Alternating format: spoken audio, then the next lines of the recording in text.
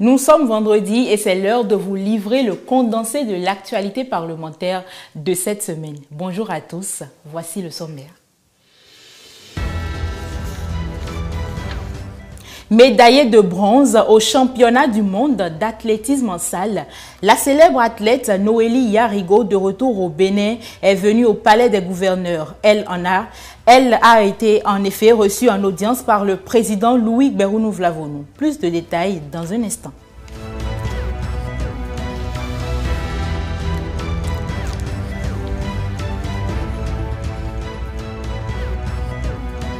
On parlera ensuite de la journée internationale de la francophonie célébrée le 20 mars dernier. Cette année, cette journée est placée sous le thème « Créer, innover et entreprendre en français ». Saturnin Diosso a reçu un invité qui nous en parlera davantage.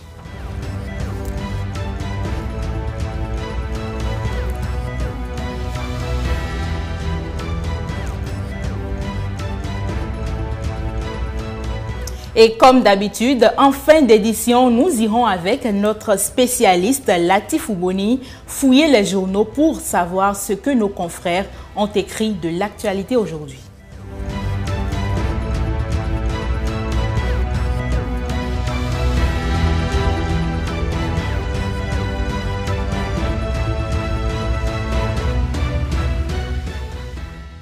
Bienvenue à tous. Hier dans la matinée, Louis Gbérounou-Vlavonou a échangé avec le directeur général du Centre national d'investigation numérique. Comme vous le savez, le gouvernement béninois mène une lutte farouche contre la cybercriminalité. Et juste après, le président de l'Assemblée nationale a également reçu la médaillée de bronze au championnat national d'athlétisme Noélie Yarigo. Voici le compte-rendu de Estelle Doponou.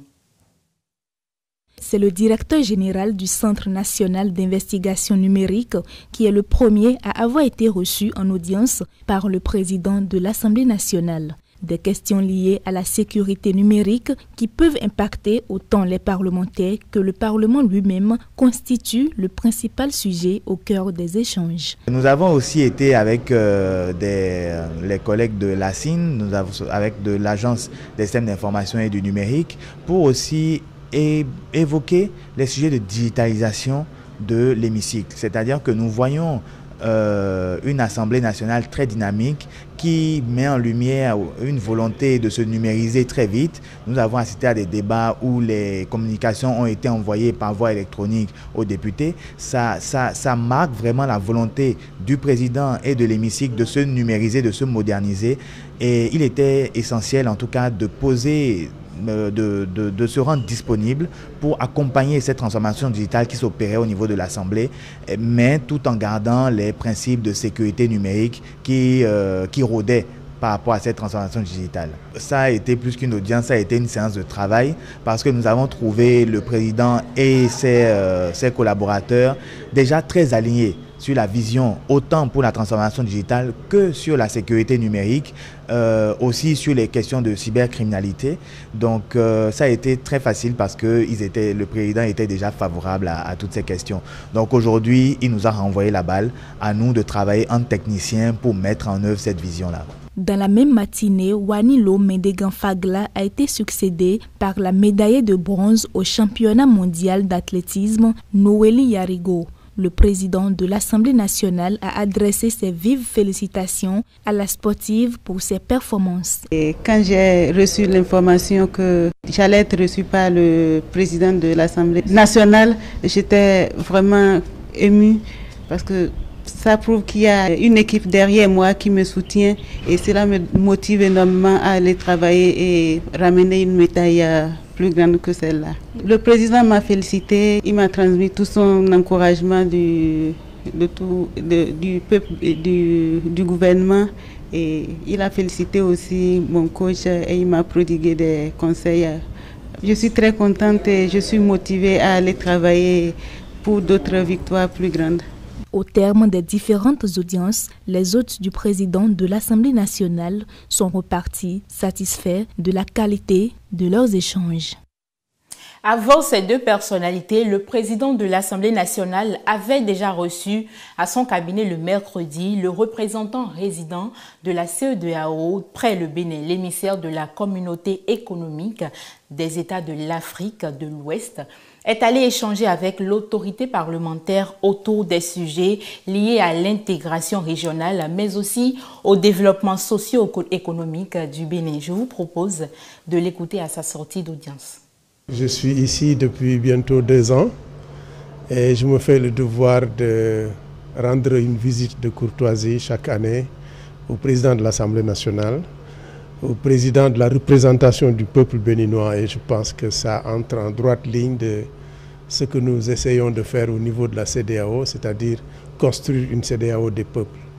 Ce que nous avons essayé de faire, c'est de lui rendre compte de nos activités.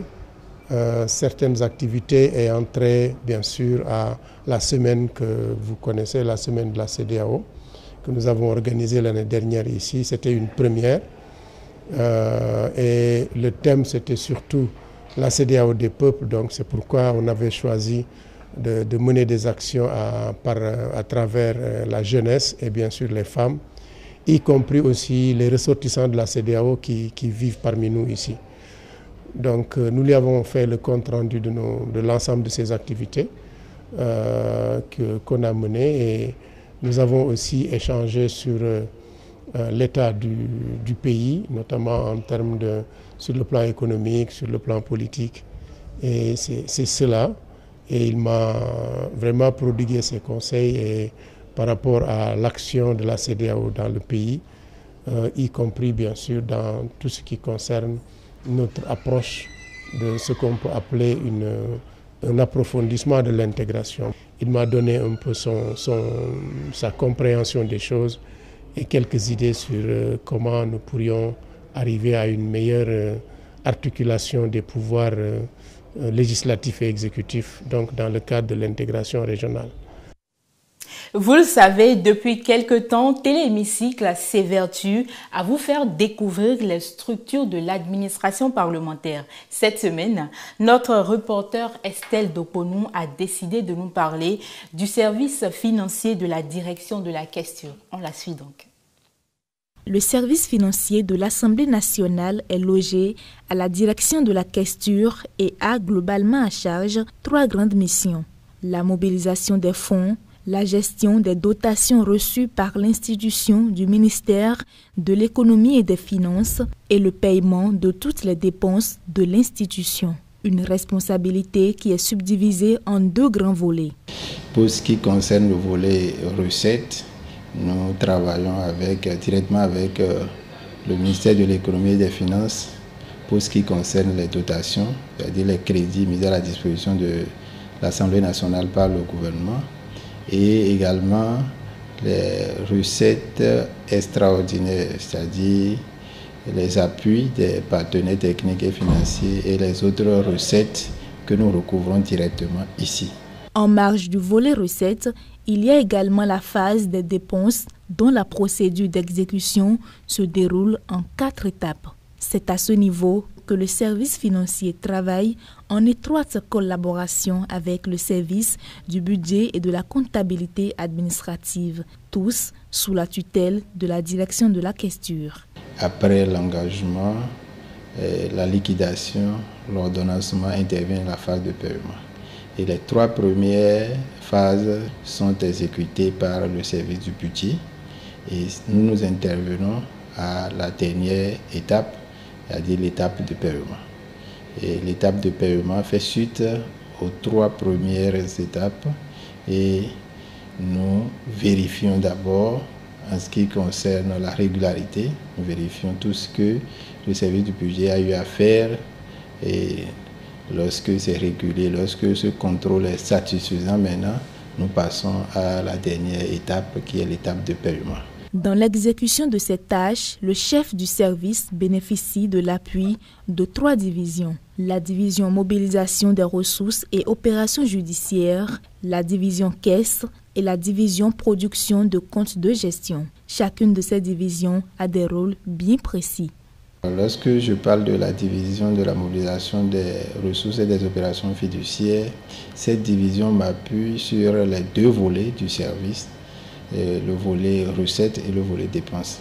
Prenant le volet recettes, cette division m'appuie dans la mobilisation des ressources, que ce soit de la dotation ou de la mobilisation des ressources hors budget, c'est-à-dire les appuis des partenaires techniques et financiers et les ressources extraordinaires que nous mobilisons à l'interne. En dehors de ce volet, cette division m'appuie également dans l'exécution des dépenses, c'est-à-dire après le contrôle de régularité à mon niveau, moi je fais la prise en charge. Après la prise en charge, maintenant, cette division s'occupe de l'émission du titre de règlement. Et la division caisse, en dehors des paiements que nous faisons par chèque, par les autres moyens de paiement, il y a également les paiements à vue, c'est-à-dire pour ce qui concerne les menus dépenses, les petites dépenses à exécuter ou les activités ponctuelles que nous exécutions. Pour ce qui est de la division production de comptes de gestion, elle s'assure de ce que les 3 premières étapes de l'exécution d'une dépense publique sont faites dans les règles de l'art avant la dernière phase qui est celle du paiement. Cette division doit impérativement classer et archiver chaque dossier d'exécution de dépenses. Toute une chaîne de travail qui se déroule en parfaite harmonie, témoigne le patron du service financier. On prend la direction du Togo où les députés Nathanaël Sopo-Ekpe, Jacques Nyampabou et Richard Alassorou prennent part depuis lundi dernier à la 53e session du comité interparlementaire de l'Union monétaire ouest-africaine. Une session qui a pour but de faire le point du chemin parcouru dans les efforts qui vont conduire à la mise en place effective du Parlement de l'Union. Suivons ensemble. Le CIP-UEMOA est composé de 40 députés représentant les États membres de l'Union. Le comité fait office de modèle initial pour le futur Parlement de l'Union économique et monétaire ouest-africaine. Depuis lundi dernier, tout comme les représentants béninois, les membres du comité entament à Lomé leur 53e session. Au menu de cette session de 2 semaines, le rapport annuel 2023 sur le fonctionnement et l'évolution de l'Union monétaire ouest-africaine. Les membres du CIP-UEMOA vont également passer en revue les défis économiques ainsi que les principaux enjeux de développement des États de l'Union.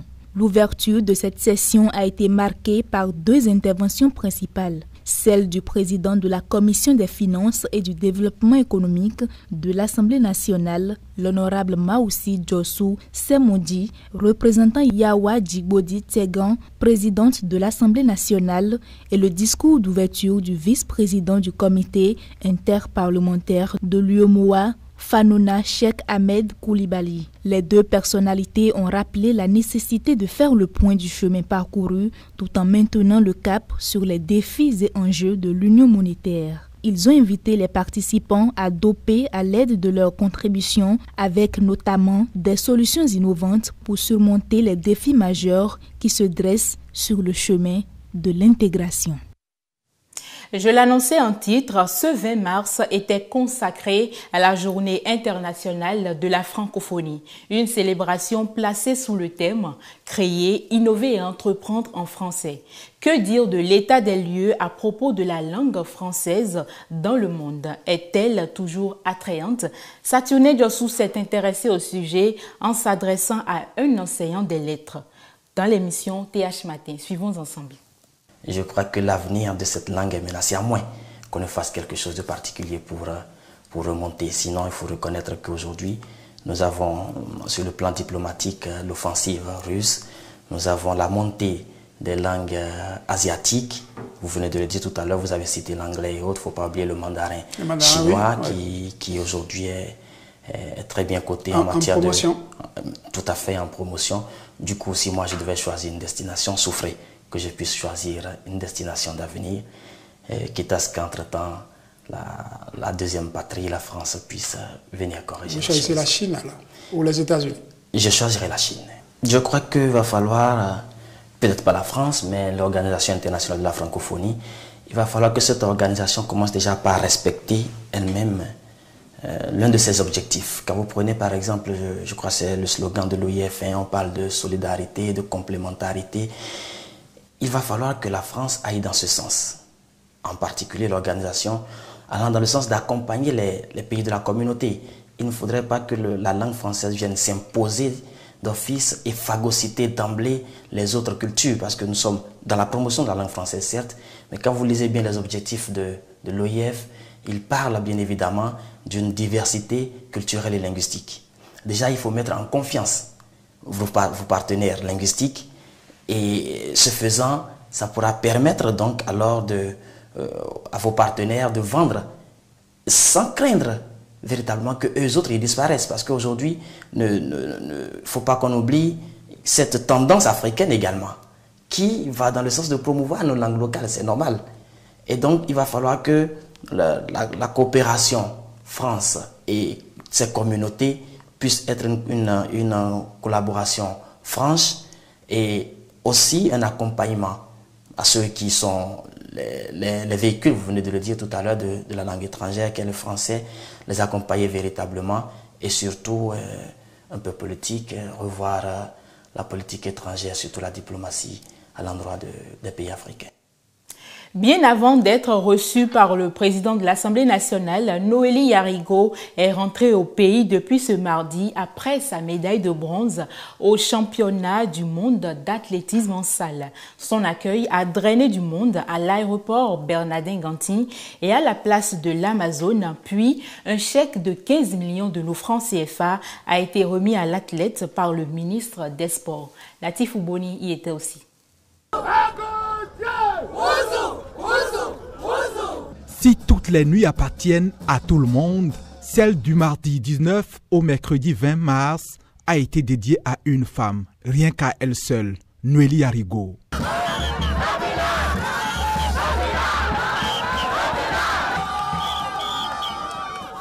De sa sortie du salon d'honneur, la foule se l'arrache à qui mieux mieux. Une ambiance belle, trop belle, pour ne pas expliquer les états d'âme. C'est plus que mérité, il devrait y avoir encore plus de monde. Si les 12 millions de Béninois pouvaient être là, je pense qu'ils seraient là. Il faut se rendre compte de la performance qu'elle a pu faire, et il faut vraiment la féliciter. 3e place au championnat du monde, indoor. Et la manière dont elle a couru et ce qu'elle fait depuis des années, elle est un exemple pour la jeunesse béninoise, pour toutes les jeunes filles et tous les athlètes du Bénin. L'ambiance chaleureuse, l'engouement de la foule, tout sera drainé d'ici l'aéroport international Bernardin Ganti à la place de l'Amazone. Si la géante dame de bronze est une représentation de la bravoure féminine avec Noélie Lagaudier présentée ici, c'est fait cher. Le gouvernement a dit à l'athlète la reconnaissance de la nation. Et cette résilience dont tu as fait montre caractérise désormais les femmes et les filles béninoises. Tu es pour nous le modèle de la résilience. Tu es pour nous l'Amazone. L'Amazone que nous vénérons tant. Félicitations encore, Amazone. Certes, la soirée est à elle toute seule. Noélie Yarigo n'aura cependant que difficilement les mots justes. Elle va se déployer à trouver quelques-uns pour à peine traduire ses sentiments. J'aimerais remercier ma fédération, le comité olympique, mon coach qui travaille dans l'ombre pour me mettre à chaque fois en forme afin de pouvoir représenter mon pays, et aussi tout le public béninois. D'ailleurs, même quand j'étais au fin fond du trou, je leur dis merci et je ne vous décevrai jamais. L'ambiance est folie et à la fois gaieté. Pour s'y faire, la sprinteuse va préférer les pieds à la bouche pour répondre à l'appel de l'émotion.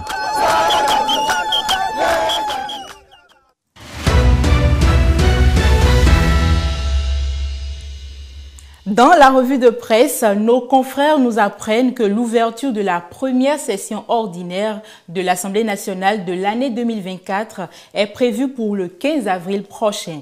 On y retrouve aussi pêle-mêle plusieurs sujets liés au Parlement. Suivons plutôt les détails avec Latif Ouboni. La revue de presse du jour. Bonjour, bienvenue. Assemblée nationale, la première session ordinaire de 2024 s'ouvre le 15 avril prochain, annonce ce vendredi matin le quotidien La Nation. Le choix du 15 avril a été décidé par la conférence des présidents de l'Assemblée nationale dont les membres se sont réunis hier, jeudi 21 mars, au Palais des gouverneurs à Porto Novo, révèle la rédaction de La Nation. L'option de la conférence des présidents de l'Assemblée nationale pour le 15 est conforme aux dispositions de l'article 87 de la Constitution béninoise, indique la rédaction de La Nation. L'article 87 du texte fondamental dispose en effet que l'Assemblée nationale se réunit de plein droit en 2 sessions ordinaires par an. La première session s'ouvre dans le cours de la première quinzaine du mois d'avril. Voilà, selon La Nation, ce qui a guidé au choix de la date du 15 avril prochain pour la reprise des travaux chez les parlementaires. La session qui va s'ouvrir juste après le Ramadan a un menu meublé de rien que d'anciens dossiers. Il s'agit, selon mes confrères, d'un ordre du jour essentiellement constitué de textes déjà en étude par les différentes commissions permanentes. Le journal La Primeur a choisi ce matin nous rapporter entre autres les échos des mouvements au cabinet de Louis Guéhonou-Vlavonou. Le quotidien nous informe qu'Amadou Dieng, ambassadeur représentant résident de la communauté économique des États de l'Afrique de l'Ouest, était au Palais des gouverneurs à Porto Novo mercredi dernier. La rencontre a permis aux 2 hommes de faire le point des activités de l'organisation économique au Bénin, détaille mes confrères de La Primeur. Transcrivant les propos de l'ambassadeur à sa sortie d'audience, La Primeur donne à lire les sentiments de Amadou Dieng. Plus que satisfait de la nature des échanges, il se dégage d'ailleurs de ses propos une convergence d'opinion et d'engagement pour la CEDEAO des peuples entre lui et le président Louis Guéhonou-Vlavonou. Le quotidien Fraternité est ce matin inquiet et titre « Incendie d'une école à Banikwara puis d'un incendie à Kandi ». La menace terroriste monte en intensité au niveau des édifices publics dans la Libori. Un titre en référence à ce qui est devenu récurrent dans la Libori selon le quotidien. Des écoles et des commissariats sont régulièrement incendiés, parfois avec des pertes en vies humaines. Mes confrères rappellent que cela dure déjà 3 ans et ce sont des œuvres de vandales qui opèrent mettant en danger la vie des élèves et des agents de force de l'ordre. On lit dans les colonnes du journal qu'il y a quelques jours, des salles de classe d'un établissement d'enseignement primaire de Banikwara sont parties en fumée et comme si cela ne suffisait pas, retrace mes confrères, dans la nuit du mercredi à hier, un commissariat de Angara-Debout a subi le même sort. La rédaction de Fraternité constate dès lors que les écoles et les commissariats sont devenus des cibles privilégiées de ces marchands de la violence et de la peur. Il n'y a plus de quiétude dans la région et c'est le sauve qui peut. Se désole Fraternité qui pense qu'inévitablement la situation constitue un frein pour les activités économiques. Le média appelle à une action vigoureuse et ferme face aux individus dont la vraie nature et les objectifs restent pour l'instant très flous. La revue de presse, bon week-end à tous. Voilà qui résume très bien ce qu'a été l'actualité parlementaire de cette semaine. Je vous retrouve la semaine prochaine. Passez un agréable week-end et d'ici là, portez-vous bien.